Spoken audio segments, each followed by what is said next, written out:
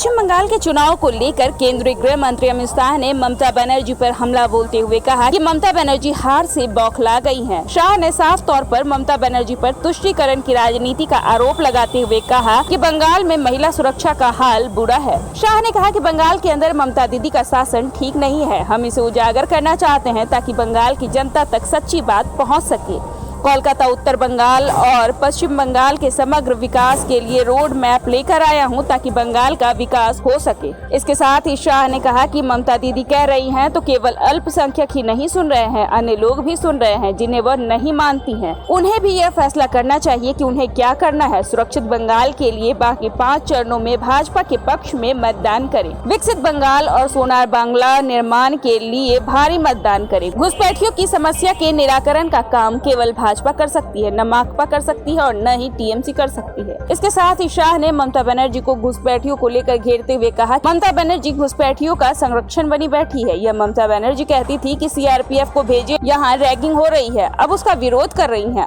इसका उदाहरण ममता बनर्जी खुद है। सीएए के तहत शरणार्थियों को नागरिकता भी देंगे और सम्मानित भी करेंगे। आगे उन्होंने कहा कि 3 चरणों में चुनाव की अपेक्षा इस बार बंगाल में हिंसा कम हुई है। इस कारण ममता बनर्जी हताश है और इसी कारण सीआरपीएफ का घेराव की बात कर रही हैं। छोटी मोटी हिंसा की आलोचना करता हूं और चुनाव आयोग से अनुरोध करता हूं कि शांतिपूर्ण चुनाव हो। भाजपा 3 चरणों के चुनाव में 63 से 68 सीटें जीत रही हैं। इसके साथ ही उन्होंने कहा कि टीएमसी इसलिए शिकायत कर रही है ताकि 2 मई को हार जाए तो ये चीजें न कहनी पड़े। आपको बता दें कि पश्चिम बंगाल में लगातार केंद्रीय मंत्री चुनाव प्रचार को आ रहे हैं और साफ तौर पर ममता बनर्जी की सरकार पर निशाना साध रहे हैं। जिस प्रकार की टिप्पणी ममता दीदी ने सुरक्षा बलों के लिए की है, मुझे आश्चर्य है कि सार्वजनिक जीवन में मेरा बहुत लंबा समय गया है, मैंने ऐसी टिप्पणी कभी नहीं देखी।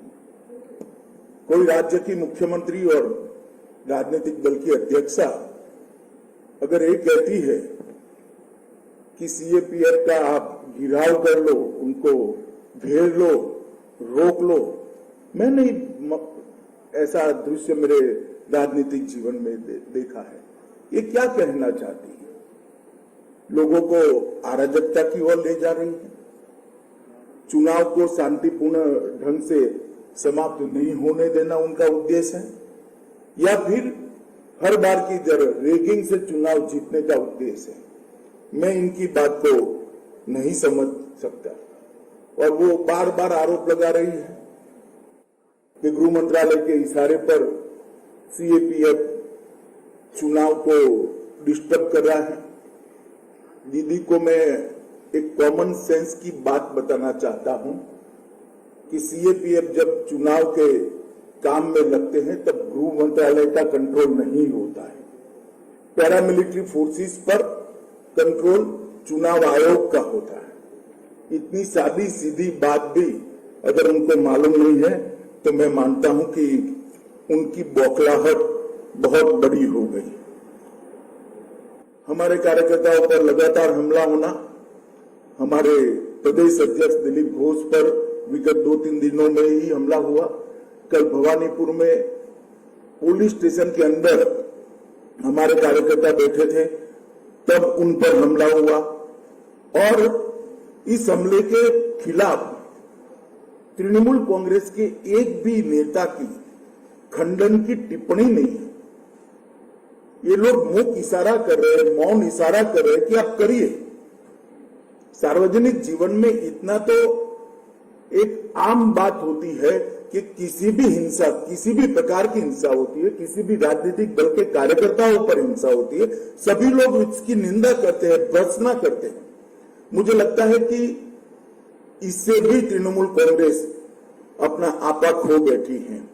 जिस प्रकार से इन्होंने माइनॉरिटी वोटर्स को अपील की है कि एकजुट हो जाइए और तृणमूल कांग्रेस के लिए वोट करिए, वो बताता है शायद उनके माइनॉरिटी वोट भी अब धीरे धीरे उनसे खिसक रहे हैं, कहीं और जा रहे हैं, और ये डर भी उनको सता रहा है।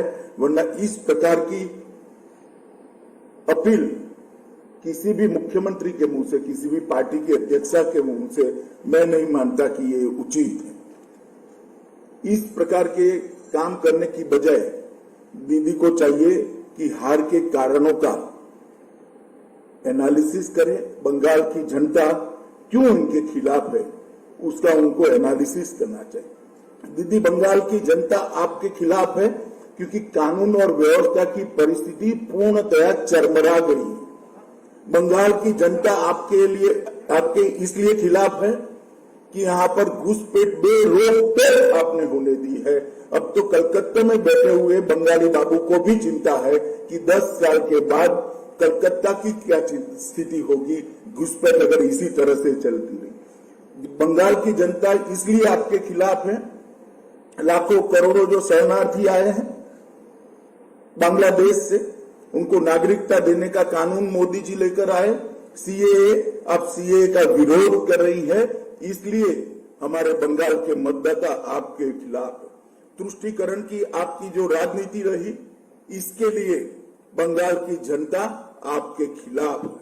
दुर्गा पूजा में मूर्ति का विसर्जन करने के लिए कोर्ट की सहायता लेनी पड़ती है, सर्कुलर होते हैं, कुछ एरिया में सरस्वती पूजा नहीं होती।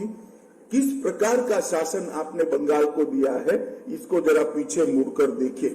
इंफ्रास्ट्रक्चर का खस्ता हाल, इंडस्ट्रियल डेवलपमेंट में जीरो डेवलपमेंट, बेरोजगारी चरम सीमा पर, महिला सुरक्षा के सारे पैरामीटर्स ऊंधे नौ गिरे हुए हैं।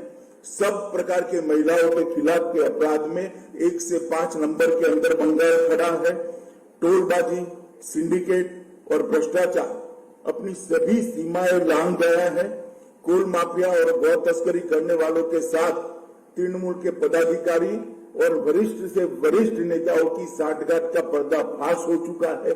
आप किस आधार पर बंगाल की जनता से बंगाल का वोट मांगना चाहती हैं?